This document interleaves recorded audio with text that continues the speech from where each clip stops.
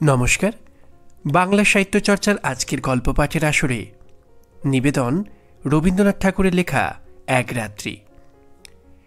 সুরবালার সঙ্গে একত্রে পাঠশালায় গিয়াছি এবং বউ বউ খেলিয়াছি। তাহাদের বাড়িতে গেলে সুরবালার মা আমাকে বড় যত্ন করিতেন এবং আমাদের দুজনকে একত্র করিয়া আপনা আপনি বলা বলি করিতেন। আহা, দুটিতে বেশ মানায়। ছোট ছিলাম, কিন্তু কথাটার অর্থ একরকম বুঝিতে পারিতাম। সুরবালার প্রতি যে সর্বসাধারণের অপেক্ষা আমার কিছু বিশেষ দাবি ছিল, সে ধারণা আমার মনে বদ্ধমূল হইয়া গিয়াছিল। সেই অধিকার মতে মত্ত হইয়া তাহার প্রতি যে আমি শাসন এবং উপদ্রব না করিতাম তাহা নহে। সেও সহিষ্ণুভাবে আমার সকল রকম ফরমাস খাটিত এবং শাস্তি বহন করিত। পাড়ায় তাহার রূপের প্রশংসা ছিল, কিন্তু বর্বর বালকের চোখে সে সৌন্দর্যের কোনো গৌরব ছিল না। আমি কেবল জানিতাম সুরবালা আমারই প্রভুত্ব স্বীকার করিবার জন্য পিতৃগৃহে জন্মগ্রহণ করিয়াছে। এই জন্য সে আমার বিশেষরূপ অবহেলার পাত্র। আমার পিতা চৌধুরী জমিদারের নায়েব ছিলেন। তার ইচ্ছা ছিল আমার হাতটা পাকিলেই আমাকে জমিদারি সেরেস্তার কাজ শিখাইয়া একটা কোথাও গোমস্তাগিরিতে প্রবৃত্ত করাইয়া দিবেন, কিন্তু আমি মনে মনে তাহাতে নারাজ ছিলাম। আমাদের পাড়ার নীলরতন যেমন কলিকাতায় পলাইয়া লেখাপড়া শিখিয়া কালেক্টর সাহেবের নাজির হইয়াছে, আমারও জীবনের লক্ষ্য সেইরূপ অত্যুচ্চ ছিল। কালেক্টরের নাজির না হইতে পারি তো জজ আদালতের হেড ক্লার্ক হইব, ইহা আমি মনে মনে নিশ্চয়ই স্থির করিয়া রাখিয়াছিলাম। সর্বদাই দেখিতাম আমার ভাব উক্ত আদালতজীবীদিগকে অত্যন্ত সম্মান করিতেন। নানা উপলক্ষে মাছটা, তরকারিটা, টাকাটা, শিকেটা লইয়া যে তাহাদের পূজার্চনা করিতে হইত, তাহাও শিশুকাল হইতে আমার জানা ছিল। এই জন্য আদালতের ছোট কর্মচারী, এমনকি পেয়াদাগুলোকে পর্যন্ত হৃদয়ের মধ্যে খুব একটা সম্ভ্রমের আসন দিয়াছিলাম। ইহারা আমাদের বাংলাদেশের পূজ্য দেবতা, ৩৩ কোটির ছোট ছোট নূতন সংস্করণ। বৈষয়িক সিদ্ধিলাভ সম্বন্ধে স্বয়ং সিদ্ধিদাতা গণেশ অপেক্ষা ইহাদের প্রতি লোকের আন্তরিক নির্ভর ঢের বেশি। সুতরাং পূর্বে গণেশের যাহা কিছু পাওনা ছিল, আজকাল ইহারাই তাহা সমস্ত পাইয়া থাকেন। আমিও নীলরতনের দৃষ্টান্তে উৎসাহিত হইয়া একসময় বিশেষ সুবিধাযোগে কলিকাতায় পালাইয়া গেলাম। প্রথমে গ্রামের একটি আলাপী লোকের বাসায় ছিলাম। তাহার পরে বাপের কাছ হইতেও কিছু কিছু অধ্যয়নের সাহায্য পাইতে লাগিলাম। লেখাপড়া যথা নিয়মে চলিতে লাগিল। ইহার উপরে আবার সভা সমিতিতেও যোগ দিতাম। দেশের জন্য হঠাৎ প্রাণ বিসর্জন করা যে আশু আবশ্যক, এ সম্বন্ধে আমার সন্দেহ ছিল না। কিন্তু কি করিয়া উক্ত দুঃসাধ্য কাজ করা যাইতে পারে আমি জানিতাম না, এবং কেহ দৃষ্টান্তও দেখাইত না। কিন্তু তাহা বলিয়া উৎসাহের কোনো ত্রুটি ছিল না। আমরা পাড়া গিয়ে ছেলে, কলিকাতার ইঁচড়ে পাকা ছেলের মতো সকল জিনিসকেই পরিহাস করিতে শিখি নাই। সুতরাং আমাদের নিষ্ঠা অত্যন্ত দৃঢ় ছিল। আমাদের সভার কর্তৃপক্ষীয়রা বক্তৃতা দিতেন, আর আমরা চাঁদার খাতা লইয়া না খাইয়া দুপুর রৌদ্রে টোটো করিয়া বাড়ি বাড়ি ভিক্ষা করিয়া বেড়াইতাম। রাস্তার ধারে দাঁড়াইয়া বিজ্ঞাপন বিলি করিতাম। সভাস্থলে গিয়া বেঞ্চি চৌকি সাজাইতাম। দলপতির নামে কেউ একটা কথা বলিলে কোমর বাঁধিয়া মারামারি করিতে উদ্যত হইতাম। শহরের ছেলেরা এইসব লক্ষণ দেখিয়া আমাদিগকে বাঙাল বলিত। নাজির সেরেস্তাদার হইতে আসিয়াছিলাম, কিন্তু মাসিনী গ্যারিবল্টি হইবার আয়োজন করিতে লাগিলাম। এমন সময়ে আমার পিতা এবং সুরবালার পিতা একমত হইয়া সুরবালার সহিত আমার বিবাহের জন্য উদ্যোগী হইলেন। আমি ১৫ বৎসর বয়সের সময় কলিকাতায় পলাইয়া আসি। তখন সুরবালার বয়স ৮, এখন আমি ১৮। পিতার মতে আমার বিবাহের বয়স ক্রমে উত্তীর্ণ হইয়া যাইতেছে, কিন্তু এদিকে আমি মনে মনে প্রতিজ্ঞা করিয়াছি, আজীবন বিবাহ না করিয়া স্বদেশের জন্য মরিব। বাপকে বলিলাম, বিদ্যাভ্যাস সম্পূর্ণ সমাধা না করিয়া বিবাহ করিব না। 2-4 মাসের মধ্যে খবর পাইলাম উকিল রামলোচনবাবুর সহিত সুরবালার বিবাহ হইয়া গিয়াছে। পতিত ভারতের চাঁদা আদায় কার্যে ব্যস্ত ছিলাম। এই সংবাদ অত্যন্ত তুচ্ছবোধ হইল। এন্ট্রেন্স পাশ করিয়াছি, ফার্স্ট আর্টস দিব। এমন সময় পিতার মৃত্যু হইল। সংসারে কেবল আমি একা নই, মাতা এবং 2টি ভগিনী আছেন। সুতরাং কালেজ ছাড়িয়া কাজের সন্ধানে ফিরিতে হইল। বহু চেষ্টায় নোয়াখালী বিভাগের একটি ছোট শহরে এন্ট্রেন্স স্কুলের সেকেন্ড মাস্টারির পদ প্রাপ্ত হইলাম। মনে করিলাম আমার উপযুক্ত কাজ পাইয়াছি। উপদেশ এবং উৎসাহ দিয়া এক একটি ছাত্রকে ভাবি ভারতের এক একটি সেনাপতি করিয়া তুলিব। কাজ আরম্ভ করিয়া দিলাম। দেখিলাম ভাবি ভারতবর্ষ অপেক্ষা আসন্ন এক্সামিনের তাড়া ঢের বেশি। ছাত্রদিগকে গ্রামার, অ্যালজেব্রার বহির্ভূত কোনো কথা বলিলে হেডমাস্টার রাগ করে।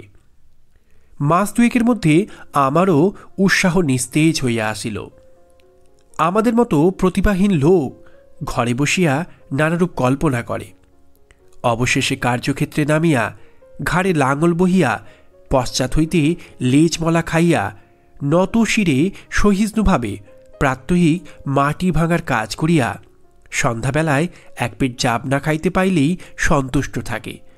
লম্ফে ঝম্পে আর উৎসাহ থাকে না। অগ্নিদাহের আশঙ্কায় একজন করিয়া মাস্টার স্কুলের ঘরেতেই বাস করিত। আমি একা মানুষ, আমার উপরেই সেই ভার পড়িয়াছিল। স্কুলের বড় আটচালা সংলগ্ন একটি চালায় আমি বাস করিতাম। স্কুল ঘরটি লোকালয় হইতে কিছু দূরে একটি বড় পুষ্করিণীর ধারে। চারিদিকে সুপারি, নারিকেল এবং মাদারের গাছ, এবং স্কুল গৃহের প্রায় গায়ে 2টা প্রকাণ্ড বৃদ্ধ নিম গাছ গায়ে গায়ে সংলগ্ন হইয়া ছায়া দান করিতেছে। একটা কথা এতদিন উল্লেখ করি নাই এবং এতদিন উল্লেখযোগ্য বলিয়া মনে হয় নাই। এখানকার সরকারি উকিল রামলোচন রায়ের বাসা আমাদের স্কুল ঘরের অনতি দূরে, এবং তাহার সঙ্গে তাহার স্ত্রী আমার বাল্যসখী সুরবালা ছিল। তাহা আমার জানা ছিল। রামলোচনবাবুর সঙ্গে আমার আলাপ হইল। সুরবালার সহিত বাল্যকালে আমার জানাশোনা ছিল, তাহা রামলোচনবাবু জানিতেন কিনা জানি না।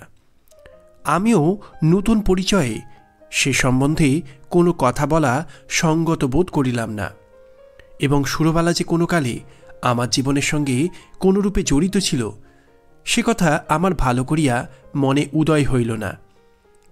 একদিন ছুটির দিনে রামলোচনবাবুর বাসায় তাহার সহিত সাক্ষাৎ করিতে গিয়াছি। মনে নাই কি বিষয়ে আলোচনা হইতেছিল। বোধ করি বর্তমান ভারতবর্ষের দুরবস্থা সম্বন্ধে। তিনি যে সেজন্য বিশেষ চিন্তিত এবং ম্রিয়মান ছিলেন তাহা নহে, কিন্তু বিষয়টা এমন যে তামাক টানিতে টানিতে এই সম্বন্ধে ঘণ্টাখানেক দেরেক অনর্গল শখের দুঃখ করা যাইতে পারে। এমন সময়ে পাশের ঘরে অত্যন্ত মৃদু একটু চুরির টুংটাং, কাপড়ের একটুখানি খসখস এবং পায়েরও একটুখানি শব্দ শুনিতে পাইলাম। বেশ বুঝিতে পারিলাম জানালার ফাঁক দিয়া কোনো কৌতূহলপূর্ণ নেত্র আমাকে নিরীক্ষণ করিতেছে। তৎক্ষণাৎ 2খানি চোখ আমার মনে পড়িয়া গেল। বিশ্বাস, সরলতা এবং শৈশব প্রীতিতে ঢলঢল 2খানি বড় বড় চোখ, কালো কালো তারা, ঘন কৃষ্ণ পল্লব, স্থির স্নিগ্ধ দৃষ্টি। সহসা হৃৎপিণ্ডকে কে যেন একটা কঠিন মুষ্টির দ্বারা চাপিয়া ধরিল এবং বেদনায় ভিতরটা টনটন করিয়া উঠিল। বাসায় ফিরিয়া আসিলাম, কিন্তু সেই ব্যথা লাগিয়া রহিল। লিখি, পড়ি, যাহা করি, কিছুতেই মনের ভার দূর হয় না। মনটা সহসা একটা বৃহৎ বোঝার মতো হইয়া বুকের শিরা ধরিয়া দুলিতে লাগিল। সন্ধ্যাবেলায় একটু স্থির হইয়া ভাবিতে লাগিলাম, এমনটা হইল কেন। মনের মধ্য হইতে উত্তর আসিল, তোমার সে সুরবালা কোথায় গেল। আমি প্রত্যুত্তরে বলিলাম, আমি তো তাহাকে ইচ্ছা করিয়া ছাড়িয়া দিয়াছি, সে কি চিরকাল আমার জন্য বসিয়া থাকিবে। মনের ভিতরে কে বলিল, তখন যাহাকে ইচ্ছা করিলেই পাইতে পারিতে, এখন মাথা খুঁড়িয়া মরিলেও তাহাকে একবার চক্ষে দেখিবার অধিকারটুকুও পাইবে না। সেই শৈশবে সুরবালা তোমার যত কাছেই থাকুক, তাহার চুরির শব্দ শুনিতে পাও, তাহার মাথা ঘষার গন্ধ অনুভব করো, কিন্তু মাঝখানে বরাবর একখানি করিয়া দেয়াল থাকিবে। আমি বলিলাম, তা থাক না, সুরবালা আমার কে। উত্তর শুনিলাম, সুরবালা আজ তোমার কেহই নয়, কিন্তু সুরবালা তোমার কি না হইতে পারিত। সে কথা সত্য, সুরবালা আমার কি না হইতে পারিত। আমার সবচেয়ে অন্তরঙ্গ, আমার সবচেয়ে নিকটবর্তী, আমার জীবনের সমস্ত সুখ দুঃখ ভাগিনী হইতে পারিত। সে আজ এত দূর, এত পর, আজ তাহাকে দেখা নিষেধ, তাহার সঙ্গে কথা কওয়া দোষ, তাহার বিষয়ে চিন্তা করা পাপ। আর একটা রামলোচন, কোথাও কিছু নাই, হঠাৎ আসিয়া উপস্থিত, কেবল গোটা দুয়েক মুখস্থ মন্ত্র পড়িয়া সুরবালাকে পৃথিবীর আর সকলের নিকট হইতে এক মুহূর্তে ছো মারিয়া লইয়া গেল। আমি মানব সমাজে নূতন নীতি প্রচার করিতে বসি নাই, সমাজ ভাঙিতে আসি নাই, বন্ধন ছিঁড়িতে চাই না। আমি আমার মনের প্রকৃত ভাবটা ব্যক্ত করিতেছি মাত্র। আপন মনে যে সকল ভাব উদয় হয়, তাহার কি সবই বিবেচনা সঙ্গত? রামলোচনের গৃহভিত্তির আড়ালে যে সুরবালা বিরাজ করিতেছিল, সে যে রামলোচনের অপেক্ষাও বেশি করিয়া আমার, এই কথা আমি কিছুতেই মন হইতে তাড়াইতে পারিতেছিলাম না। এরূপ চিন্তা নিতান্ত অসঙ্গত এবং অন্যায়, তাহা স্বীকার করি, কিন্তু অস্বাভাবিক নহে। এখন হইতে আর কোনো কাজে মনোসংযোগ করিতে পারি না। দুপুরবেলায় ক্লাসে যখন ছাত্রেরা গুনগুন করিতে থাকিত, বাহিরে সমস্ত ঝাঁঝা করিত, ঈষৎ উত্তপ্ত বাতাসে নিম গাছের পুষ্পমঞ্জরির সুগন্ধ বহন করিয়া আনিত, তখন ইচ্ছা করিত, কি ইচ্ছা করিত জানি না, এই পর্যন্ত বলিতে পারি, ভারতবর্ষের এই সমস্ত ভাবী আশাস্পদ দিকের ব্যাকরণ ভ্রম সংশোধন করিয়া জীবন যাপন করিতে ইচ্ছা করিত না। স্কুলের ছুটি হইয়া গেলে আমার বৃহৎ ঘরে একলা থাকিতে মন টিকিত না, অথচ কোনো ভদ্রলোক দেখা করিতে আসিলেও অসহ্য বোধ হইত। সন্ধ্যাবেলায় পুষ্করিণীর ধারে সুপারি নারিকেলের অর্থহীন মর্মর ধ্বনি শুনিতে শুনিতে ভাবিতাম, মনুষ্য সমাজ একটা জটিল ভ্রমের জাল। ঠিক সময়ে ঠিক কাজ করিতে কাহারও মনে পড়ে না, তাহার পরে বেঠিক সময়ে বেঠিক বাসনা লইয়া অস্থির হইয়া মরে। তোমার মতো লোক সুরবালা স্বামীটি হইয়া বুড়ো বয়স পর্যন্ত বেশ সুখে থাকিতে পারিত। তুমি কিনা হইতে গেলে গ্যারিবল্ডি, এবং হইলে শেষে একটি পাড়া গিয়ে স্কুলের সেকেন্ড মাস্টার। আর রামলোচন রায় উকিল, তাহার বিশেষ করিয়া সুরবালারই স্বামী হইবার কোনো জরুরি আবশ্যক ছিল না। বিবাহের পূর্ব মুহূর্ত পর্যন্ত তাহার পক্ষে সুরবালাও যেমন, ভবশঙ্করীও তেমনি। সেই কিনা কিছুমাত্র না ভাবিয়া চিন্তিয়া বিবাহ করিয়া সরকারি উকিল হইয়া দিব্য 5 টাকা রোজগার করিতেছে। যেদিন দুধে ধোঁয়ার গন্ধ হয়, সেদিন সুরবালাকে তিরস্কার করে। যেদিন মন প্রসন্ন থাকে, সেদিন সুরবালার জন্য গহনা গড়াইতে দেয়। বেশ মোটা সোটা, চাপকান পড়া, কোনো অসন্তোষ নাই। পুষ্করিণীর ধারে বসিয়া আকাশের তারার দিকে চাহিয়া কোনোদিন হা হুতাশ করিয়া সন্ধ্যা যাপন করে না। রামলোচন একটা বড় মকদ্দমায় কিছুকালের জন্য অন্যত্র গিয়াছে। আমার স্কুল ঘরে আমি যেমন একলা ছিলাম, সেদিন সুরবালার ঘরেও সুরবালা বোধ করি সেইরূপ একা ছিল। মনে আছে, সেদিন সোমবার, সকাল হইতেই আকাশ মেঘাচ্ছন্ন হইয়া আছে। বেলা 10টা হইতে টিপ টিপ করিয়া বৃষ্টি পড়িতে আরম্ভ করিল। আকাশের ভাবগতিক দেখিয়া হেডমাস্টার সকাল সকাল স্কুলের ছুটি দিলেন। খণ্ড খণ্ড কালো মেঘ যেন একটা কি মহা আয়োজনে সমস্ত দিন আকাশময় আনাগোনা করিয়া বেড়াইতে লাগিল। তাহার পরদিন বিকেলের দিকে মুষলধারে বৃষ্টি এবং সঙ্গে সঙ্গে ঝড় আরম্ভ হইল। যত রাত্রি হইতে লাগিল, বৃষ্টি এবং ঝড়ের বেগ বাড়িতে চলিল।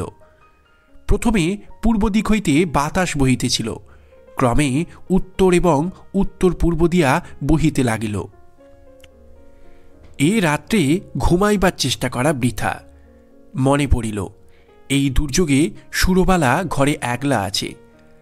আমাদের স্কুল ঘর তাহাদের ঘরের অপেক্ষা অনেক মজবুত। কতবার মনে করিলাম তাহাকে স্কুল ঘরে ডাকিয়া আনিয়া আমি পুষ্করিণীর পাড়ের উপর রাত্রি যাপন করিব, কিন্তু কিছুতেই মন স্থির করিয়া উঠিতে পারিলাম না।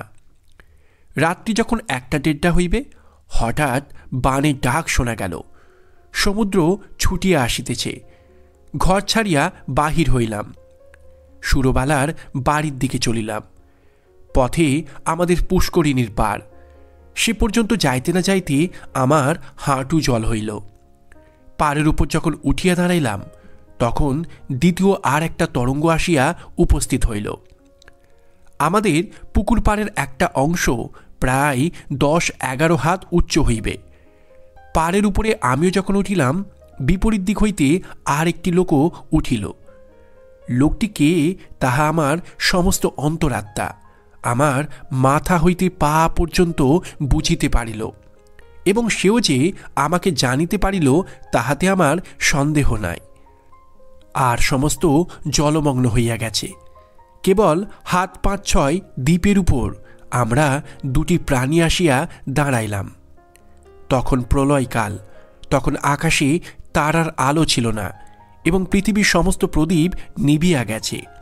তখন একটা কথা বলিলেও ক্ষতি ছিল না, কিন্তু একটা কথাও বলা গেল না। কেহ কাহাকেও একটা কুশল প্রশ্নও করিল না। কেবল দুইজনে অন্ধকারের দিকে চাহিয়া রহিলাম।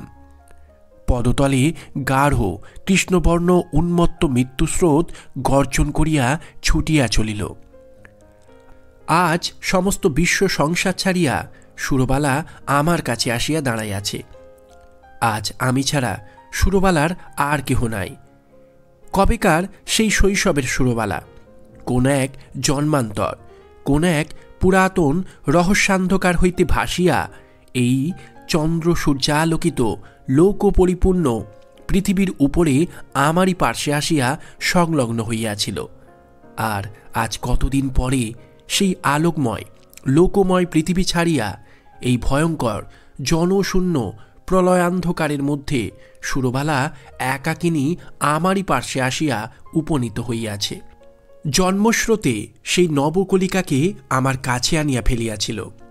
মৃত্যুস্রোতে সেই বিকশিত পুষ্পটিকে আমারই কাছে আনিয়া ফেলিয়াছে। এখন কেবল আর একটা ঢেউ আসিলেই পৃথিবীর এই প্রান্তটুকু হইতে, বিচ্ছেদের এই বৃন্তটুকু হইতে খসিয়া আমরা দুজনে এক হইয়া যাই। সে ঢেউ না আসুক, স্বামীপুত্র গৃহ ধনজন লইয়া সুরবালা চিরদিন সুখে থাকুক। আমি এই এক রাত্রে মহাপ্রলয়ের তীরে দাঁড়াইয়া অনন্ত আনন্দের আস্বাদ পাইয়াছি। রাত্রি প্রায় শেষ হইয়া আসিল। ঝড় থামিয়া গেল, জল নামিয়া গেল। সুরবালা কোনো কথা না বলিয়া বাড়ি চলিয়া গেল। আমিও কোনো কথা না বলিয়া আমার ঘরে গেলাম। ভাবিলাম, আমি নাজিরও হই নাই, সেরেস্তাদারও হই নাই, গাড়ি বলডিও হই নাই। আমি এক ভাঙা স্কুলের সেকেন্ড মাস্টার। আমার সমস্ত ইহজীবনে কেবল ক্ষণকালের জন্য একটি অনন্ত রাত্রির উদয় হইয়াছিল। আমার পরমায়ুর সমস্ত দিনরাত্রির মধ্যে সেই একটিমাত্র রাত্রি আমার তুচ্ছ জীবনের একমাত্র চরম সার্থকতা। রবীন্দ্রনাথ ঠাকুরের গল্প এক রাত্রি। আমাদের গল্প পাঠ এখানেই সমাপ্ত। গল্প পাঠ ভালো লাগলে চ্যানেলটির সঙ্গে থাকবেন, প্রয়োজনে সাবস্ক্রাইব করতে কিন্তু ভুলবেন না। সকলকে ধন্যবাদ।